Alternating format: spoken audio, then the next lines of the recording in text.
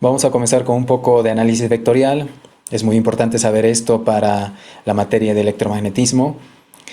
Conceptos básicos de qué es un campo vectorial, qué es un campo escalar, cómo se calcula una integral de línea o qué representa una integral de línea, una integral de superficie, una integral de volumen. Después los diferentes sistemas de coordenadas que se usan en los problemas de electromagnetismo y también operadores diferenciales como el gradiente, el rotacional, la divergencia.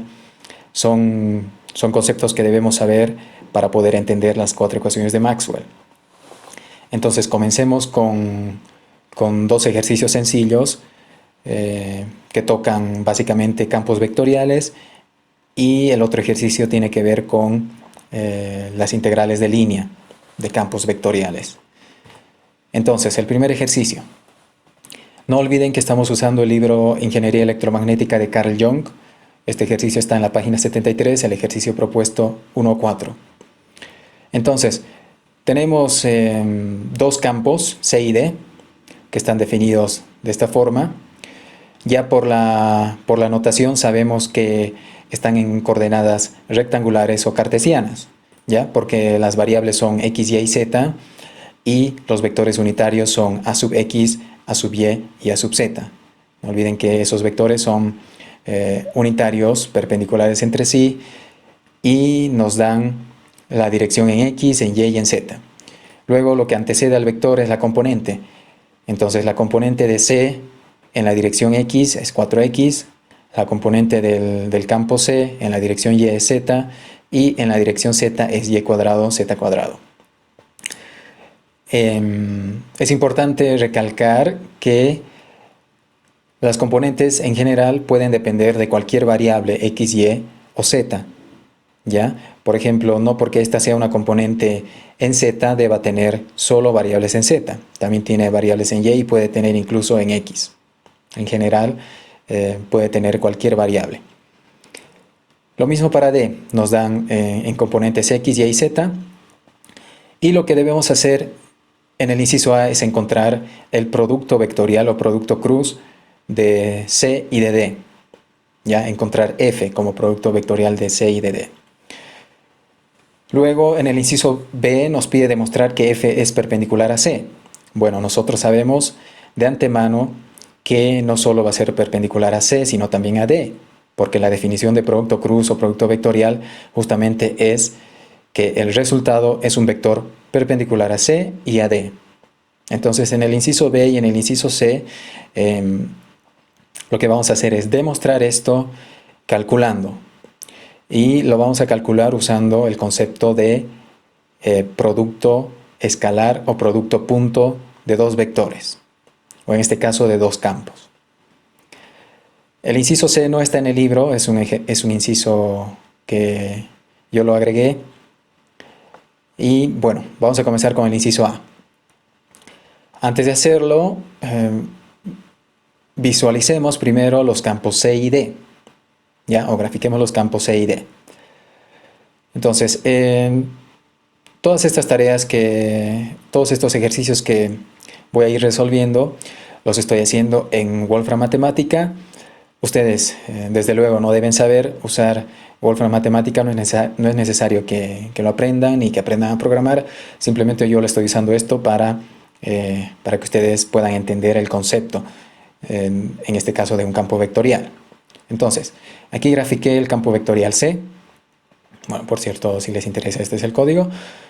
Y el campo vectorial C, bueno, cualquier campo vectorial, como están viendo, en el espacio no es más que la asignación a cada punto del espacio de un vector, ¿ya? Cada punto del espacio tiene un vector. Entonces, ese es campo vectorial. Este campo vectorial puede representar un campo de fuerzas, digamos gravitacionales, puede representar un campo de fuerzas eléctricas, o si no, un campo de velocidades de partículas de un fluido. Puede representar un campo eléctrico o un campo magnético también. Lo que a nosotros nos interesa son fuerzas eléctricas, campos eléctricos y campos magnéticos. Muy bien, entonces este es el campo C. Los colores y los tamaños de las flechas indican la intensidad del campo. En este caso aquí tenemos la escala. Vemos que mientras más amarillo sea la flecha y más grande, obviamente es más intensa, ¿ya? Con una intensidad de 80 aproximadamente. Y las azules o las más pequeñas tienen una intensidad cercana a 0. Entonces esa es la gráfica del campo C. El campo D también está graficado aquí. Y bueno, de momento no nos dice nada estos dos campos. Lo que vamos a hacer en el inciso A es hallar el producto vectorial del campo C y el campo D. Antes, así como existen campos en 3 dimensiones, obviamente existen en 2 dimensiones y en 1 dimensión. En 2 dimensiones, aquí tenemos 2 ejemplos. En este caso, a cada punto del plano le corresponde un vector, ¿ya? Y el conjunto de vectores representa el campo vectorial. Entonces este es un campo vectorial cualquiera, y bueno, este campo vectorial ya es muy conocido para nosotros porque sabemos, al menos de física básica, que este es el campo electrostático de 2 cargas. Aquí tenemos una carga negativa y aquí una carga positiva, ¿ya? Eso también lo vamos a ver más adelante. Entonces, esos son 2 ejemplos de campos vectoriales en 2 dimensiones. Y yendo a la solución del inciso A. Bueno, antes de calcular el producto cruz, recordemos que el producto cruz de A y B es un vector perpendicular a A y a B que tiene la dirección que respeta la regla de la mano derecha. Entonces, comenzamos en A, cerramos nuestra palma hacia B y el pulgar me indica la dirección de A por B. ¿Ok? Luego, para calcular lo hacemos a través de esta determinante, ¿ya? En donde en la primera fila ponemos los vectores unitarios, no importa que estén en coordenadas cartesianas, cilíndricas o esféricas o en coordenadas generalizadas que vamos a ver más adelante. En este caso nos dan en cartesianas, el problema ya nos da así. Entonces ponemos en la primera fila los vectores unitarios, luego el vector C y luego el vector D, o campo vectorial. Bueno, ustedes pueden ver que es similar el concepto de vector que campo vectorial, simplemente que campo vectorial es un conjunto de vectores. Bueno, el resultado de este determinante es otro vector, ¿ya?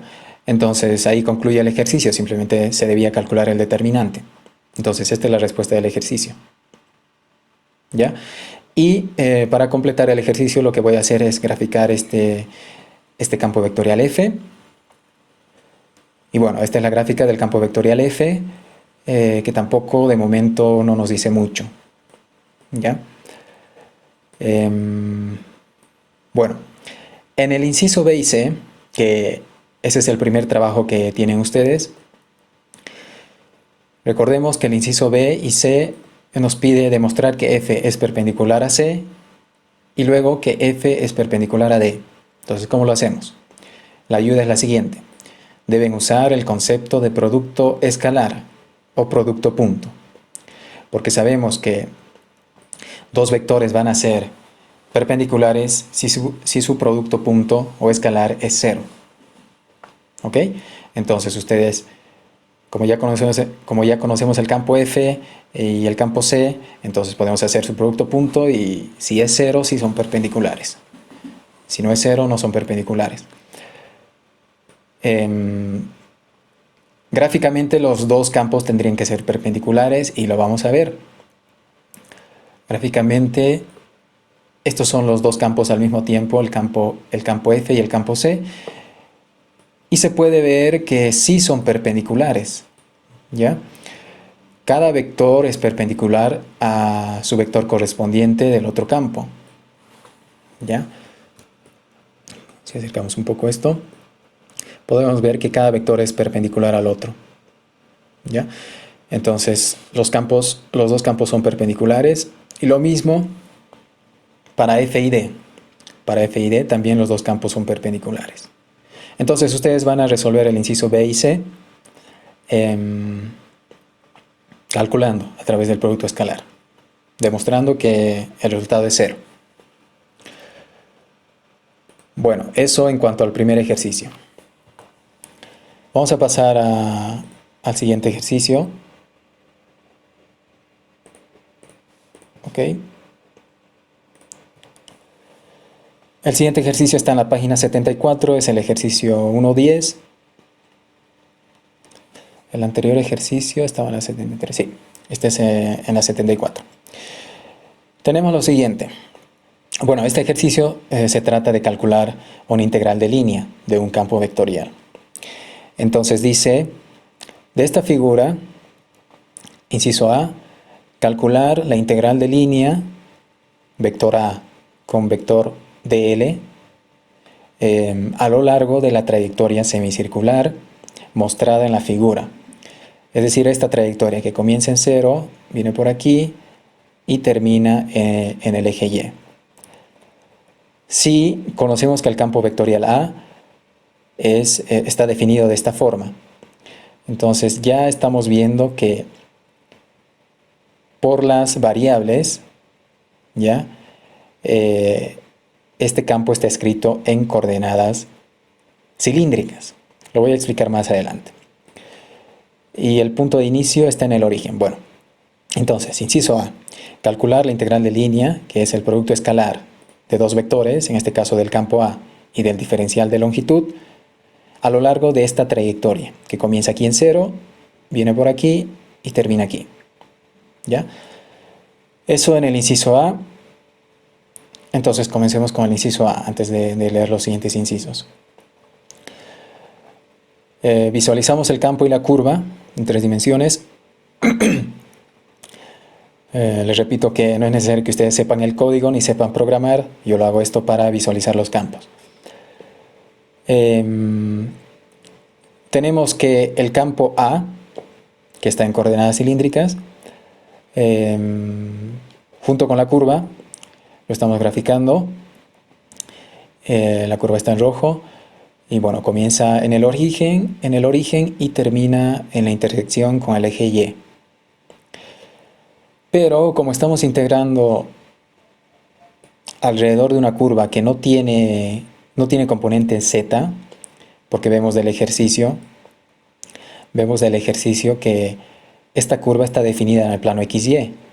Y de hecho aquí nos lo escriben, que z es igual a 0 y que la curva está parametrizada con ρ igual a 2 seno de phi. ¿Ya? Si nosotros esto lo pasamos a coordenadas cartesianas, sabemos que describe una semicircunferencia, un semicírculo. ¿Ok?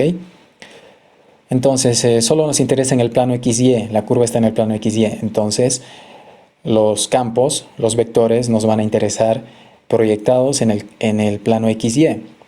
Entonces vamos a graficar eso. Y lo que voy a hacer es graficar tanto el campo como la curva en 2D. ¿Ok? Entonces aquí tenemos el eje X, el eje y ese es el campo. Y la curva comienza aquí y termina en la intersección con el eje Y. ¿Ok? Luego, como nos pide calcular la integral de línea, vamos a recordar el concepto de integral de línea. Tenemos un campo cualquiera F y una línea que comienza en P y termina en P1 y termina en P2, esta línea L, bueno, a mí me gusta llamar más curvas, curva C. Por definición, la integral de línea es un producto escalar o producto punto. Entonces, necesito el vector F y el vector dl. ¿Qué es el vector dl? Es un diferencial de longitud que es perpendicular a cada punto y tiene un tamaño infinitamente pequeño. Entonces tenemos dos vectores, vector dl y vector f. Ahora el producto escalar lo que nos indica es la proyección de f en la dirección de l multiplicada por el vector de l, por la magnitud de l. ¿Ya? Es una definición que nosotros también conocemos de física básica de un producto escalar de dos vectores. Es la proyección de uno sobre el otro multiplicada por la magnitud del segundo. Y el ángulo que forman entre los dos es θ. Bueno, Entonces, integral de línea, no se olviden, es un producto escalar de f y un diferencial de longitud de L. Para saber si este campo f es conservativo, cuando nosotros hagamos una integral de línea cerrada, que por cierto se representa de esta forma, la integral con el círculo, la integral de línea me tiene que dar como resultado 0 si es que el campo es conservativo, si es que el campo f en este caso es conservativo. ¿Ya? Una línea cerrada es una línea que comienza, digamos, en P1, viene por cualquier lugar y termina en P1 nuevamente. ¿Ya? Cualquier línea cerrada, no necesariamente debe ser regular. Entonces, si se integra a través de cualquier línea cerrada, C o curva cerrada C, el resultado tiene que ser 0. Y si es 0, es un campo conservativo. Bueno, como ya estuvimos hablando de sistemas de coordenadas, hagamos un repaso de los 3 sistemas de coordenadas más conocidos. En general pueden haber infinitos sistemas de coordenadas. Los más usados son estos 3, rectangular, cilíndrico y esférico. El rectangular se describe con 3 números, x, y, z. O sea, yo tengo un punto aquí y ese punto está descrito por 3 números, x, y, z. En el cilíndrico también necesito 3 números y esos 3 números son ρ, phi, bueno, ρ que es la distancia desde el origen hasta la proyección en el plano XY de este punto, esta distancia es ρ, phi que es la abertura desde el eje X positivo hasta ρ, y z que es la altura sobre el plano XY. Entonces, si me dan ρ, phi y z, puedo graficar ese punto en el espacio. ¿Ya? Puedo ubicarlo. Y para coordenadas esféricas necesito también 3 números. R, que es la distancia del origen al punto, θ, que es la abertura del eje Z positivo a R, y phi, que es la apertura desde el eje X positivo hasta esta proyección de R sobre el plano XY. ¿Ya? Eso es phi. Con esos 3 números, R, θ y phi, en ese orden, puedo ubicar un punto en el espacio, en coordenadas esféricas. Luego aquí también tenemos dibujados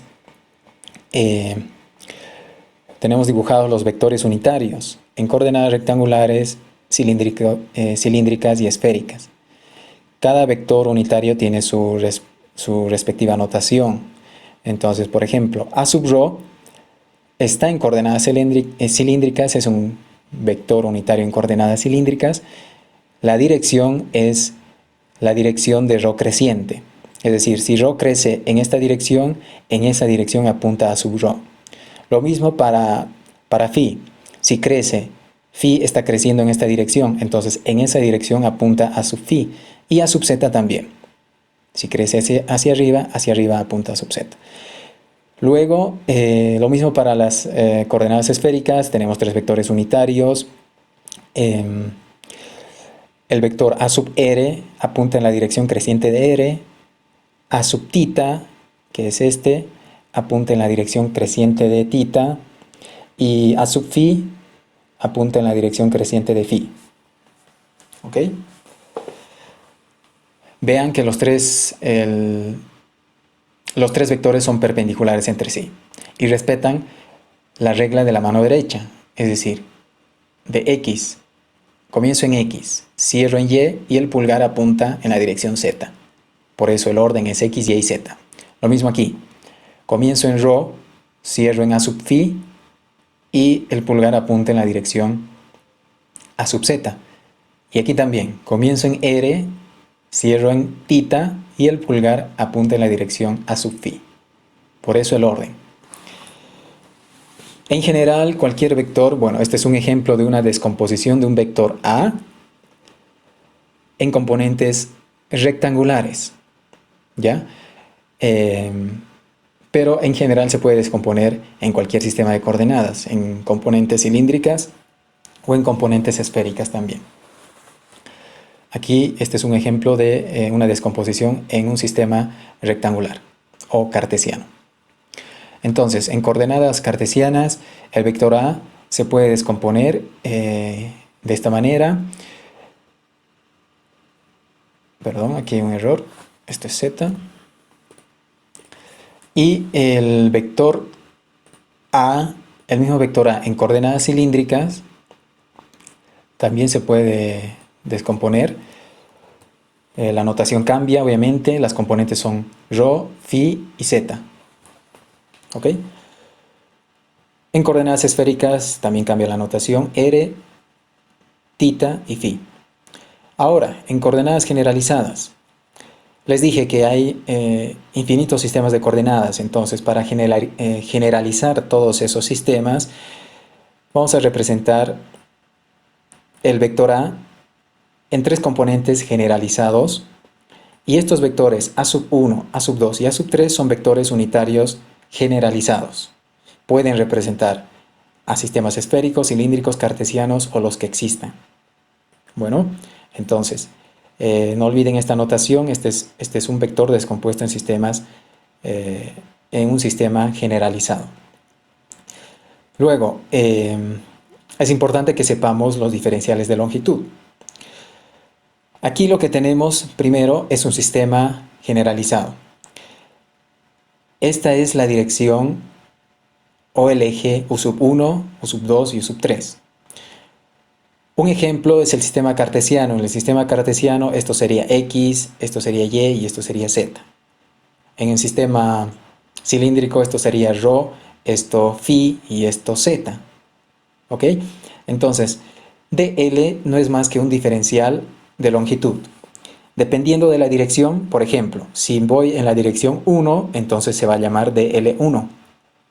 Y se calcula como h1 por d1, du1, perdón. Donde u1, nuevamente les repito, es la variable del sistema de coordenadas. Si estamos en coordenadas cartesianas, u1 sería x, u2 sería y, u3 z. Bien, entonces dl1 en la dirección u1 se escribe de esta forma. h1 es un coeficiente métrico o un factor de escala que le llamo yo, que me va a dar la dimensión correcta de dl. Sabemos que dl, como es longitud, tiene que estar en metros. Lo que pasa es que a veces du1 es, digamos, d phi, que es un ángulo, entonces esto tiene que estar en metros y tiene que tener una dimensión de metros, de longitud. Bueno, este vector dl, bueno, que sabemos que cualquier vector en coordenadas generalizadas se puede escribir como componente 1, componente 2 y componente 3. Bueno, ahora, dl1 es h1 du1, lo mismo para dl2 y para dl3. Lo que nos interesa es saber a qué es igual h1, h2, h3. Esos coeficientes en coordenadas cartesianas son 1, todos. Y luego du1 cambia a dx, du2 a dy y du3 a dz, como les había anticipado. En coordenadas cilíndricas, h1, h2, h3 tienen estos valores. Y du1 es d sub ρ, du2 es du1 es d ρ, du2 es d phi y du3 es d z. Y en coordenadas esféricas, h1, h2, h3 también tienen otros valores. Y son estos. Y du1 cambia de r, du2 a d θ, du3 a d phi. Sabiendo esto, ustedes ya pueden, por ejemplo, calcular un diferencial de volumen. El diferencial de volumen en un sistema generalizado sería la multiplicación de los tres lados de este cubo. Aquí se forma un cubo pequeño, cada lado vale dl1, el otro lado vale dl2 y el otro lado dl3. Entonces la multiplicación de dl1 con dl2 y dl3 les va a dar el diferencial de volumen en coordenadas generalizadas. Pero eso lo vamos a ver más adelante. Lo que a nosotros nos interesa es el diferencial de L en coordenadas generalizadas, concretamente en coordenadas cilíndricas. ¿Ya? Entonces, vayamos a la solución A, del inciso A. Calcular esta integral a lo largo de la trayectoria, de esta trayectoria, y nos da el vector A. Entonces el vector A está en coordenadas cilíndricas. ¿Por qué? Porque tiene ρ, tiene φ y tiene z, que son variables del sistema cilíndrico. Por lo tanto, dl también debe estar en coordenadas cilíndricas para que yo pueda resolver el producto escalar. Porque ustedes saben que producto escalar de dos vectores para poder resolverlo, los dos vectores deben estar en el mismo sistema de coordenadas. Si A está en coordenadas cilíndricas, dl también. Entonces nos vamos a encontrar aquí es igual dl, vamos, y dl en coordenadas cilíndricas es esto, ¿sí? Entonces, reemplazando aquí, esto es de manera general. Concretamente en coordenadas cilíndricas, ustedes pueden comprobar que si reemplazan esto, obtendrían esto. Bueno, este es dl en coordenadas cilíndricas. Y estamos a un paso de resolver el problema. Si quiero calcular la integral de línea a través de la curva C o de la línea C, lo que tengo que hacer es expresar esto en coordenadas cilíndricas, que ya me lo dan, y esto en coordenadas cilíndricas, que está aquí. Entonces resolvemos ese producto escalar de dos vectores y el resultado es un escalar, es este. ¿Ya? Es un escalar, no hay ningún vector, no hay ninguna flecha. Luego, el origen va a ser el origen del sistema y el fin, este es el inicio y este es el fin, que es el eje Y. ¿Ya? Vayamos a la gráfica del ejercicio. Este es el origen, estamos integrando desde aquí, seguimos por esta trayectoria y terminamos aquí. Esta curva está parametrizada con estas ecuaciones. Rho es 2 seno de tita, perdón, seno de phi, y z es 0. Entonces, eso reemplazamos aquí. Aquí lo que hago es, como d sub z es 0, estamos en el plano XY, la curva no varía en z, entonces esta variación en z es 0, por lo tanto este término ya es 0, ¿ok? Luego, bueno, aquí lo vamos a anotar, este término ya es 0 porque todo esto es 0, entonces este término es 0. Luego tenemos que z es 0, porque estamos en el plano XY, por lo tanto este término también es 0. ¿Ok? Y finalmente reemplazamos ρ por 2 seno de tita, seno de phi. ¿Ya? Eso es lo que hice aquí abajo. Reemplacé ρ por seno de phi. La integral se va a hacer con respecto a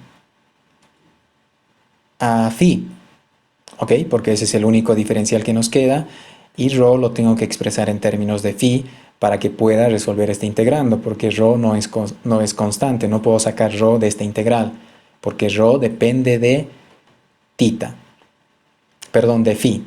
Eso es lo que nos da el problema. Ρ es 2 seno de phi, que es esto. Entonces, phi de dónde a dónde varía para poder abarcar la semicircunferencia. Nos vamos al gráfico y vemos que phi varía desde 0 hasta pi medios.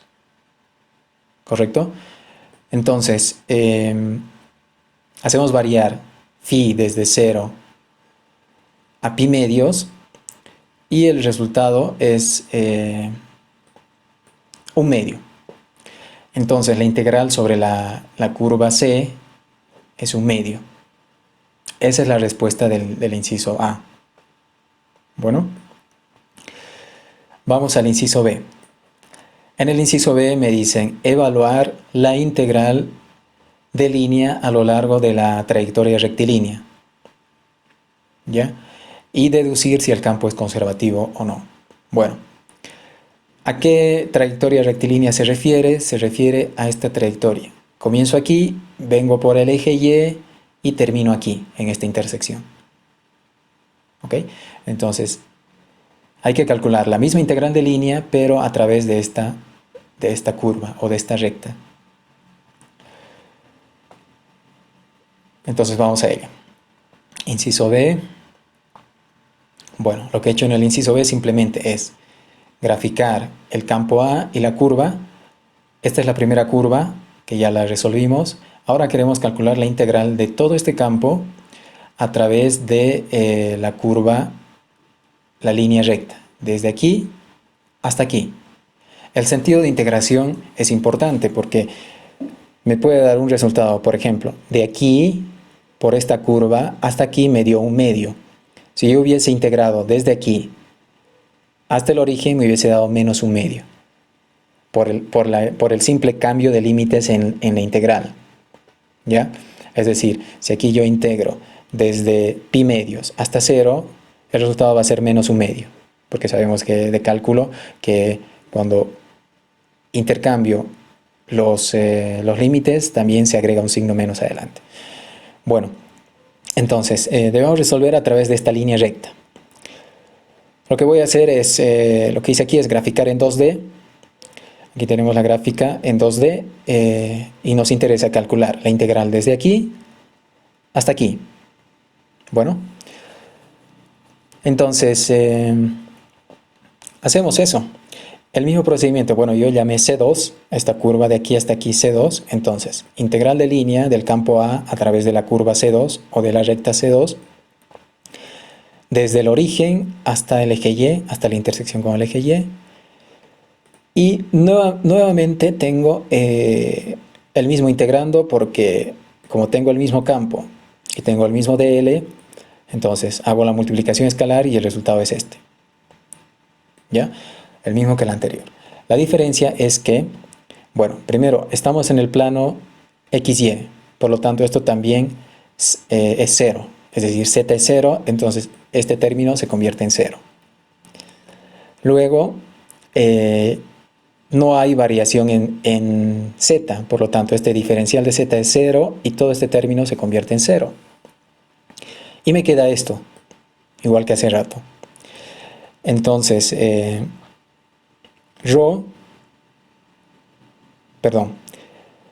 de phi, a ver, ¿cómo hacemos aquí?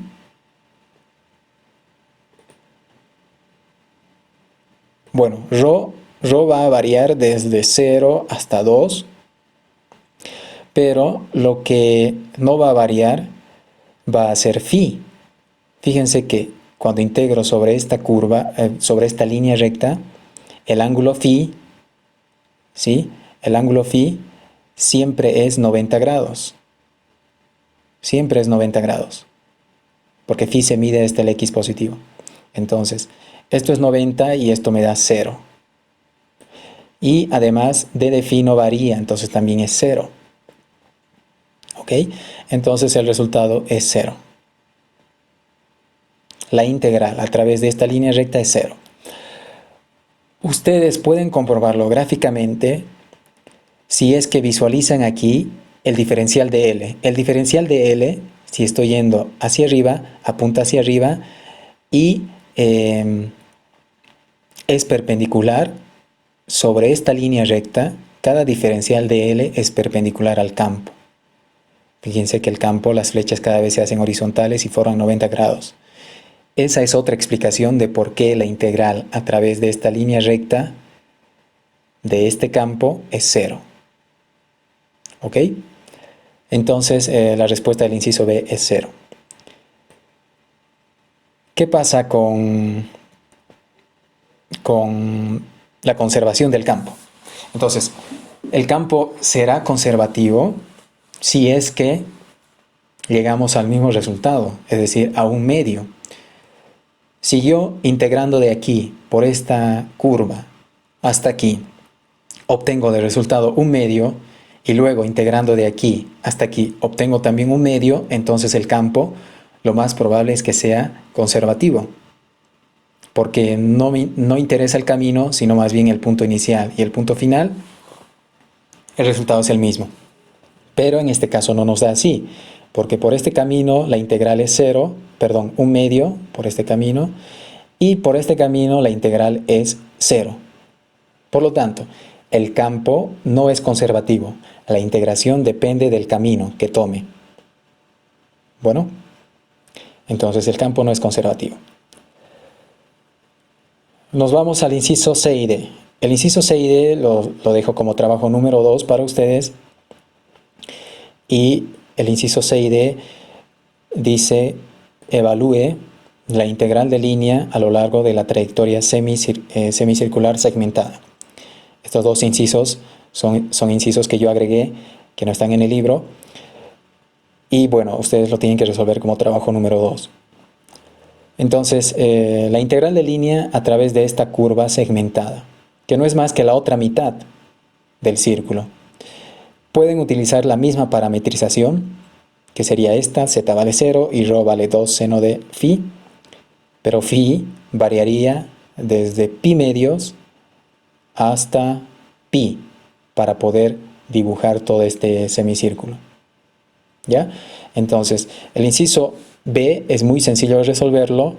El inciso C es parecido al inciso A, lo único que cambia son los límites de la integral. Y luego, ya les anticipo que la respuesta de aquí hasta aquí debería ser menos un medio. ¿Ya? O tal vez de un medio, bueno, no lo calculé. Debería dar menos un medio.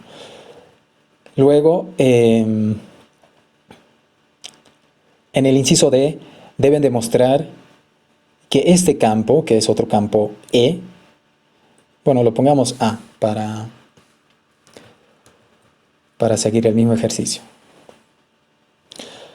Este campo A, que está en coordenadas, como pueden ver, esféricas, aparte de tener las variables esféricas, r, θ y φ, también tiene los vectores unitarios esféricos. Entonces, es un vector escrito en coordenadas esféricas. Este campo, que bueno, yo le escribí que tiene solo componente r, aquí 0, 0, se supone que si no escribo nada de esta forma, se supone que en el resto de direcciones la componente es 0, ¿ya? Como estaba hace rato. Ok, entonces, este campo que solo tiene componente en r, c sobre r cuadrado, en donde c es una constante mayor a 0, demostrar que este campo es conservativo. ¿Cómo lo van a hacer? Nos vamos a la definición de conservación de campo, ¿ya? Un campo es conservativo si para cualquier curva C la integral de línea de ese campo a través de la curva C, que debe ser cerrada, es 0. Entonces, a través de cualquier curva C cerrada, ¿ya? Aquí voy a agregar, debe ser 0. Entonces, ¿qué es lo que van a hacer? Ustedes pueden dibujar o simplemente calcularlo analíticamente. Tenemos el campo A, que está en coordenadas esféricas. Por lo tanto, el vector de L también debe estar en coordenadas esféricas. No se olviden que para poder resolver la integral de línea, los dos vectores deben estar en el mismo sistema de coordenadas. Entonces, dl debo escribir en coordenadas esféricas. Bueno, y con la ayuda que ya les di aquí de L en cualquier sistema de coordenadas, cartesiano, cilíndrico o esférico, ustedes encuentran dl. Luego hacen la multiplicación a través de una curva cerrada y el resultado les tiene que dar 0. Bueno, entonces esos son los dos trabajos que deben hacerlo y vamos a continuar la siguiente clase con más ejercicios. No se olviden el inciso C y D, eso queda como trabajo para ustedes, pero a manera de graficar, bueno, esta es una gráfica en 3D de la curva que ustedes tienen que usar para calcular la integral de línea, y en 2D sería esta curva. Pueden comenzar aquí y terminar aquí, o al revés, pueden comenzar aquí y terminar aquí, como ustedes quieran. Creo que es más fácil de aquí hasta aquí, ¿ya? Entonces, recordando que el campo no es conservativo porque calculé la integral a través de esta curva, me da un medio, calculé la integral a través de esta línea y me da 0, entonces los dos valores no son iguales, por lo tanto el campo vectorial a través, la integral de línea a través de toda esta curva cerrada, a la que estoy dibujando, no va a ser 0. ¿Ya? Ok, eso es todo.